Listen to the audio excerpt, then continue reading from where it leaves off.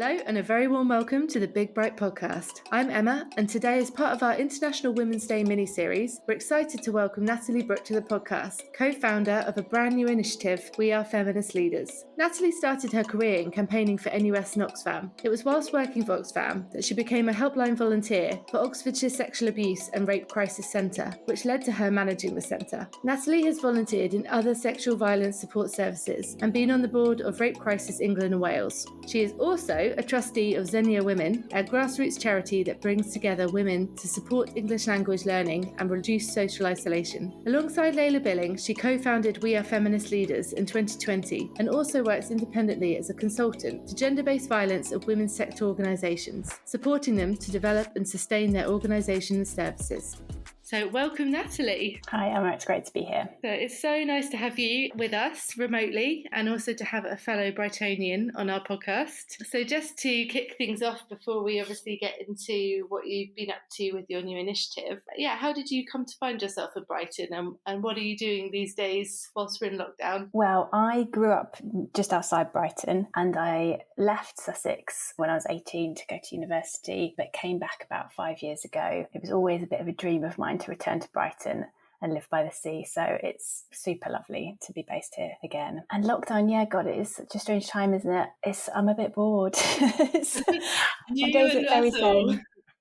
Yeah, my days look very similar, but I'm really making an effort this year. I told myself I have to make sure I'm getting a proper break in the middle of the day to get some vitamin D, and I'm a bit of a sea swimmer, so the first year I've swum through the winter, which I'm absolutely loving. Amazing. And have you got any top tips for those who want to do some wild swimming? Don't start now. if you're new to it. A really good wetsuit. Yeah, you need a really good wetsuit. It really does work if you do it gradually from the summer. So if you want to go in the winter, I'd say start in the summer and keep going, and your body really does become acclimatised to the cold. And it seems to be something that a lot of people actually are doing in Brighton at the moment. I've seen loads of people down the beach. So it's obviously a bit of a thing this year, maybe for mental health reasons or just something to do. Yeah, absolutely. I think it really has taken off since the first lockdown, and it's true though, it really does have a massively positive impact on general well-being and mental health, and especially when it gets really cold, it's extremely invigorating and a great way to start the day. So moving on, your new initiative is named We Are Feminist Leaders. So can you tell our audience and everyone listening is what your definition of a feminist leader is? So we talk about feminist leadership as something that is about applying feminist principles to the way that we lead so that we can achieve social justice aims, and that enables everyone to thrive at work. So for us, that's about the positive and inclusive use of power. Feminist leadership really is all about examining how power operates within an organisation, and by doing that, building an organisation that's really capable of changing the world. It's also about subverting what we would normally see as traditional masculine notions of leadership so that we can change the way power is exercised. And to do that, we talk a lot about the need for reflection, continuous learning, really being mindful of the power that we hold as individuals, so a lot of self-reflection there as well, and how we exercise it. And importantly, it's something that can be practiced by anyone, no matter who they are, and it's not just something for women. And is this something that you were doing before in your consultancy role before We Are Feminist Leaders, or is this something that you sort of has come from that? My background, and you mentioned in the opening bio there, started working on gender and women's rights stuff through volunteering in a rape crisis centre many moons ago, and that was a huge part of my own development and understanding of what feminism meant to me and what it could mean more broadly. And so working in a feminist way and using feminist principles in my work has been part of my work for a long time, both within the organisations that I've worked and since I've worked independently as a consultant. So some of the feminist values that are really important to me in the way that I work with clients and organisations that I support are things like collaboration, inclusivity, thinking about sharing power. So it's definitely been part of the way that I've worked for a long time. But this new project is really sort of a culmination of that work and some frustrations, which have led to this new idea being born. And it might be that this idea of feminist principles within leadership is quite new to organisations. But if an organisation is interested in becoming more open to these principles, like what other steps they could take towards kind of starting that process? Think carefully about what you're hoping to achieve. So why is talking about feminism and feminist leadership principles important to you? What are you hoping to get out of it? The thing about feminist leadership that's quite different from other forms of leadership, I think, is that it's not a sort of tick box exercise that you can run through, say you've achieved X, Y, and Z, and ta-da, you're an X, Y, or Z type of leader. It's much more of a sort of intensive journey that really requires a lot of introspection and analysis of how your organisation works. So knowing what you want to achieve is really important. I'd say look at your existing organisational values if you have them, and think about whether they do align with feminist values. If they don't, perhaps it's not a good fit for you, but if they do, maybe feminist leadership is something that could really help you embed and live your values. So starting to explore how relevant some of those values and principles are. So I've mentioned concepts of things like power sharing, but also accountability. Like, what does accountability genuinely look like in your organisation, both for individuals and for groups of people in the organisation? Things like collaboration and building alliances, and also building cultures of care. So how you look after your staff, how staff are encouraged to look after each other, are all really central principles. So if that chimes with what you're trying to achieve already, and you're really willing to look quite deep into the structures and culture of your organisation and commit to making change, I think feminist leadership could be something that you would find useful. It's something that a lot of organisations are looking into at the moment, but they might not realise that's even a feminist principle. So it might be the fact that some places are starting to think about these already, and maybe a bit of guidance into the right direction and how to actually kind of unravel that and look into it. So I suppose that's where you come in, and that's where the course comes in terms of how to actually structure that. Yeah, absolutely. And I think the difference with feminist leadership is it's not just about saying, okay, we need to improve wellbeing for staff. How do we do that? Let's put a plan in place. It's about looking at why that's needed in the first place. And so when we talk about feminist leadership and the need for cultures of care and self-care, it's about understanding the really political often reasons why women in particular, other minority groups might be, for example, suffering the impacts of COVID-19 more than other groups. And we know from lots of evidence and research over the last 10 months or so that some groups are feeling the impacts disproportionately more than others. So we look at why that might be, and then use that as the basis for thinking about, okay, well, how can you address that and support staff in a way that really takes into account the context in which they're living and working? Kind of examining the very beginning and the very roots of it before actually, like you said, it's not a tick box of, yes, we've put in that we've given you free gym membership. Yeah. It's like, why do people actually need us to change, and what can these changes look like, and why is it important?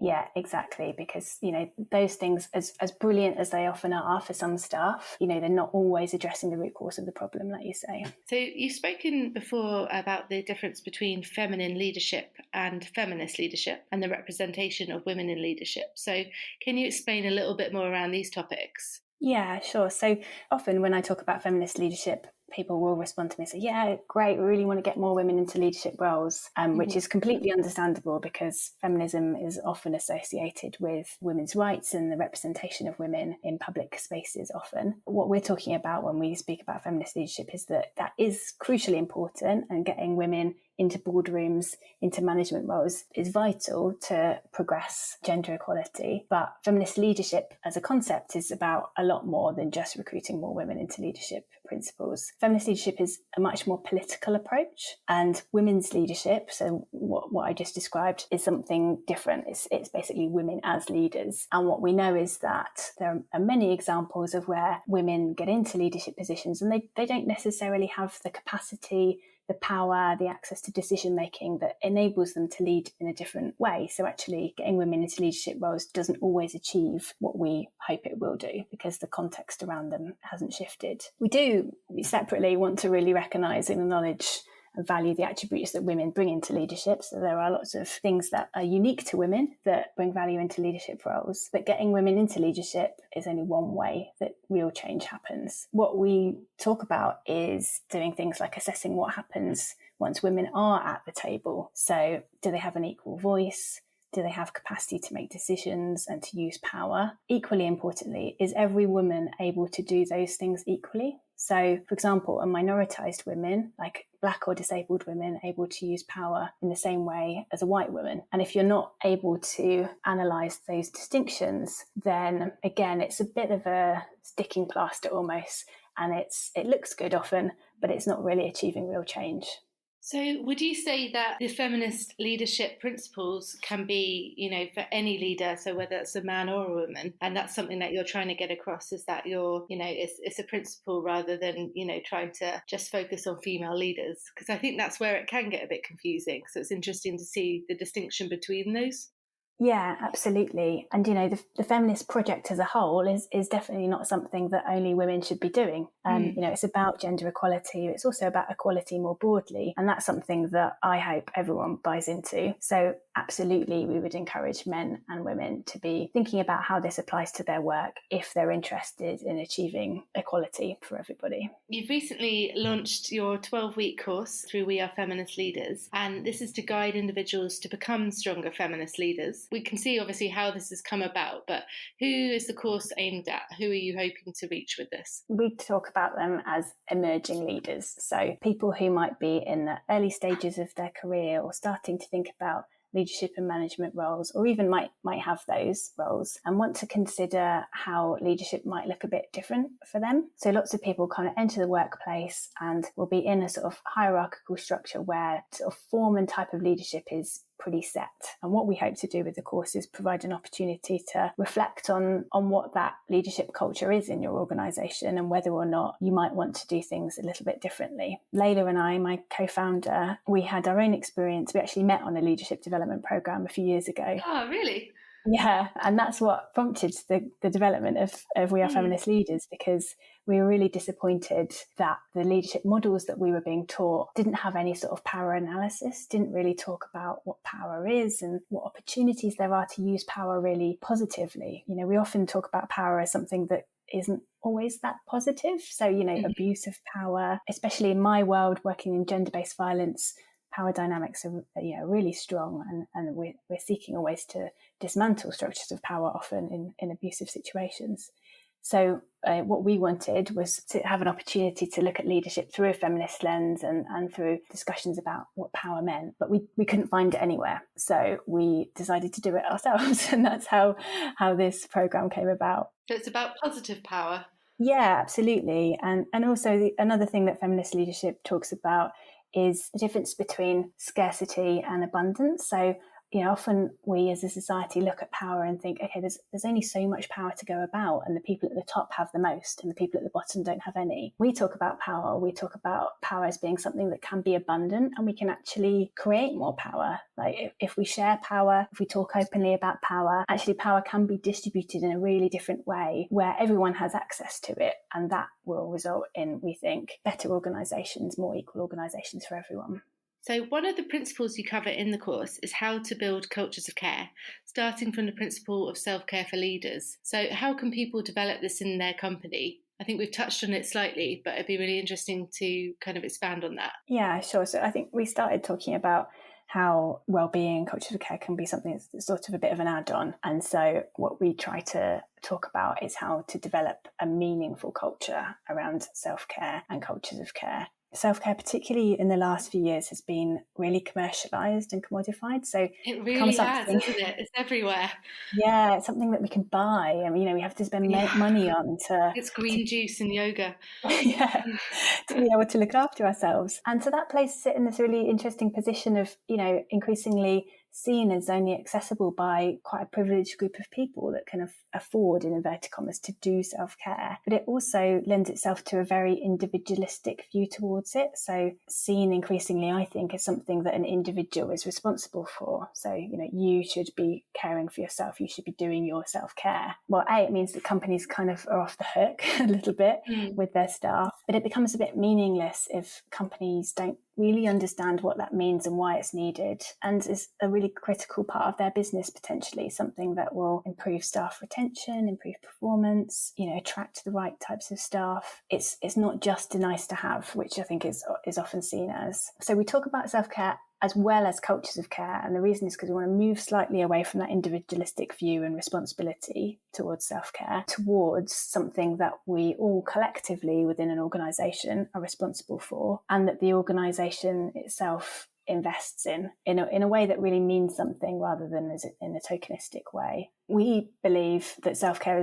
and cultures of care is really vital to feminist leadership, because if we as feminist leaders, if you're defining yourself as a feminist leader, don't understand our own needs and take care of them and how to take care of them, how can we possibly continue the hard work of social change? So, if we're trying to make a positive change in the world, it is really hard. Like, we're coming up against huge structures of inequality and power. We need to be really resilient in the face of those things. So how can we ensure that we're looking after ourselves and our colleagues, co-workers, to be able to continue doing that work for the long term? So as leaders, we have a responsibility to build those cultures and promote care, both of ourselves, so by setting an example, and each other, so that we can promote well-being. The last 10 months, you touched on this earlier, has really shown us that is more important than ever. We're all in such different working circumstances. We're all increasingly isolated by working from home.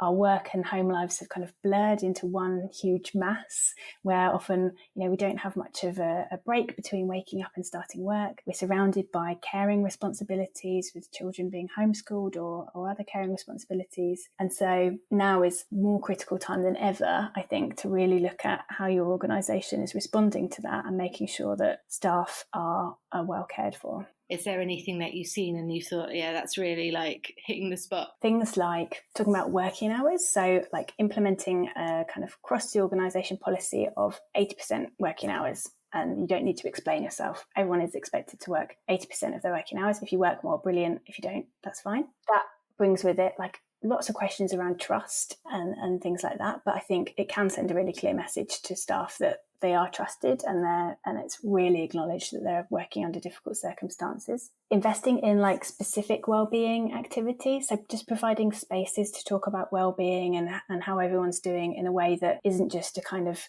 item at the end of an agenda that gets knocked off the end of a meeting. Like, there's dedicated spaces to talk about it. I've seen examples of staff being given an extra amount in their paycheck every month to spend on a wellbeing activity, whatever that might be. Again, that kind of goes to the trust thing, because you're giving people the choice to invest in something that's appropriate to their needs, not necessarily something that your chief exec thinks is what everyone needs. And just acknowledging, I think, that we're facing really difficult times and being really open about that, not expecting that we're going to be able to continue on as business as usual, but allowing and creating really creative spaces to come up with different solutions, different ways of working, responding to the evolving situation we're finding ourselves in. The kind of question of trust is really interesting, and I know it's something that the team at Bright are trying to really work on, is how to instill that trust. And one thing they're doing actually is with things like Slack, where you feel like sometimes you have to be 100% online all the time and visible, and actually they kind of are putting in a thing in place where it's okay just to turn your notifications off and not have a reason. Or you are picking up your kids, like that's cool. You don't really have to explain it. You just can turn off for an hour or two and no one's going to question you, because everyone understands that people have these different responsibilities and everyone's kind of trying to work it out themselves. But I think trust is a huge part of self-care and a culture of care, and making people feel like they're empowered to work in the way that suits them best. And I think that's something that is interesting, because I think, like you said, lots of people say, oh, we've got this in place, we've got these schemes in place, but actually are they what are useful to staff, or are they just what we are told by a salesperson that are useful to staff? Maybe one way of defining that is to do an actual survey of your staff and find out what they would like. Absolutely. And what they would prefer over other things. But that's really interesting, and I think that would be something that we can take, that everyone can take away in terms of how to treat the workforce and how to look after each other. So if someone listening feels like their organisation could benefit from adopting feminist leadership principles in the workplace, how can they encourage senior management to invest in a course like yours? So I think it's about an organisation understanding if and what the benefits for them could be. And I think they could be huge.